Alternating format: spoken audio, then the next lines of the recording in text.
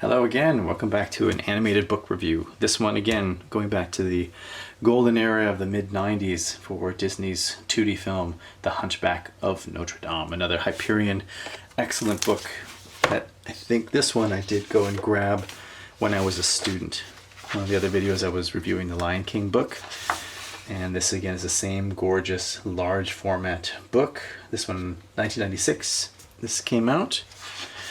And again, what's really great about this book is particularly for anybody who's interested in background design that involves European style cities. Of course, this book is a treasure trove. Just amazing just seeing the kind of level of detail they went into research and design. Again, a lot of great concept drawings, pre-production artwork, and in particular the work with cities. The work that they did here is just incredible. If you look at this rough sketch, again, this is something that is super challenging. Let me just zoom in a little bit and we can have a look at this in a bit more detail. There we go. If you have a careful look here, just looking at the drawing, how amazingly loose and yet how tight the perspective is.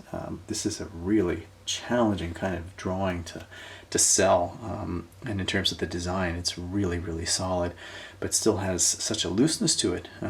This is something as a student I really struggled with.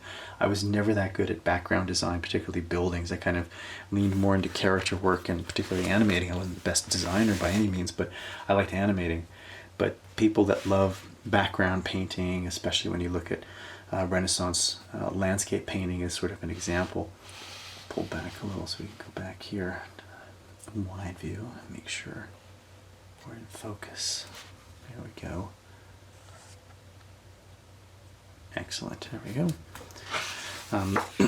The architectural rendering here is just, again, mind-blowing, just incredible. Again, this book was a staple in our 2D design class when we were working on our environments. Everybody was grabbing this book and fighting for a couple minutes to have a look at some of the designs.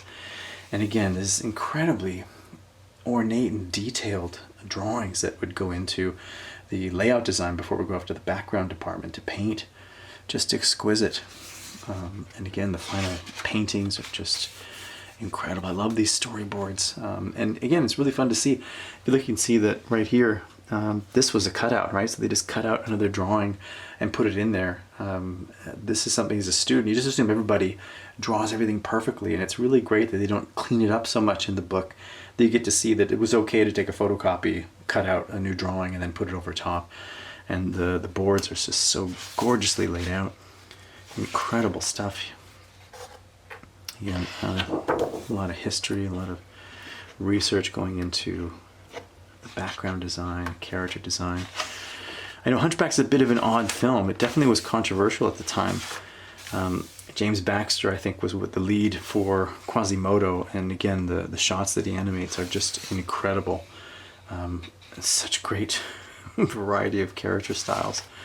And again, looking at cleanup and particularly layout. My God, the layout in this film, it's just incredible. Again, really top-notch in terms of structural design, architectural rendering, trying to get the scale and scope of the buildings in there with the characters. I think it's always a struggle. Everything that I always did always felt really compressed, and I felt like there was no room to breathe. So the designs in this film were a real eye-opener, how you could have the city, which was supposed to feel crowded and full of people, but it still had space, and the way that they handled the design. Again, Frollo here, super creepy, just amazing designs.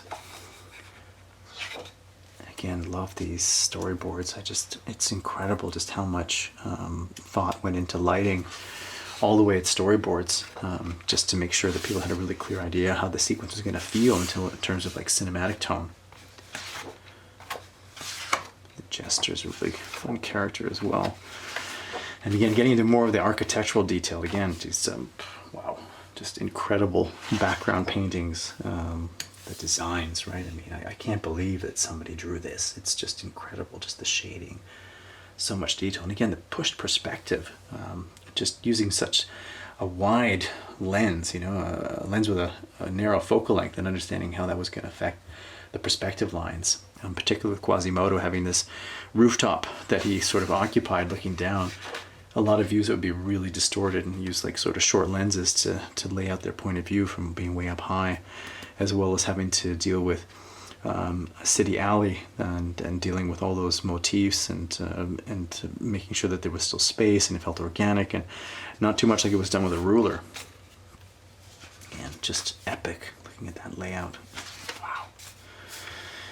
And again, the the Den of Thieves here, really great with all the details. I remember I was doing a marketplace and I looked at this a lot. This really helped me kind of figure out how to flesh out the space and looking at all the lines and perspective and how they tried to get your eye to kind of go through but leave lots of negative space at the center for the action to take place. Again, the window, wow, just amazing. And all the gargoyles.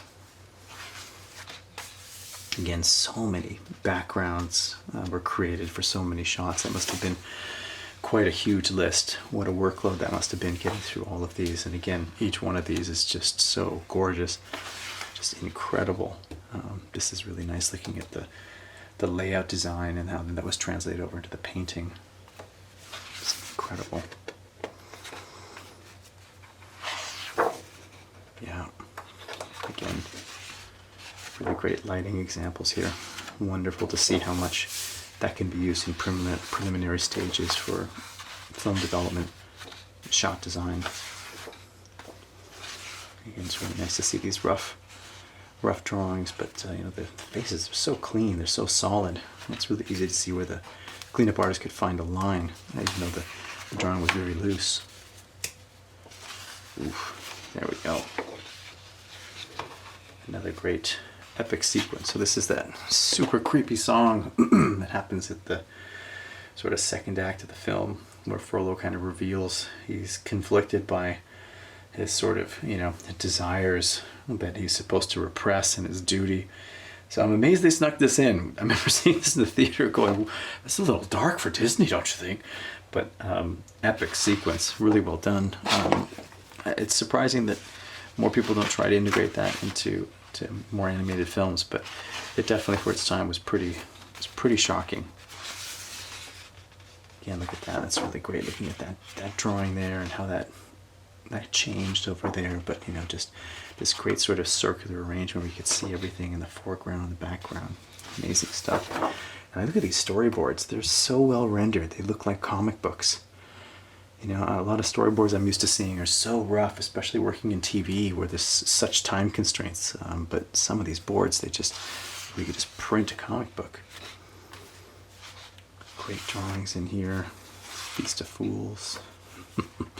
And again, I believe in this film, there was a lot of digital used in order to fill out the crowd. A lot of the background characters were done on the computer, so it's the only way they could get that real sense of crowd movement without it sort of interfering with production of the film. That would have been exhausting to try and get that kind of level of detail hand drawn by everything. Wow, look at that. Love the effects in this, right? Such an epic scene. Horrifying, but really epic. Yeah, and then you can see there's the digital characters, and they did such a phenomenal job for the time. Just how well they blend in. I think probably when you see them move, they might have a little bit of smoothness compared to the 2D drawings, but it was such a great way to populate this kind of environment. I mean, how else would you get this done? This was really fun to see CG being integrated in 2D, providing a way to sort of create these epic shots, these turnarounds that would really have been impossible to do by hand.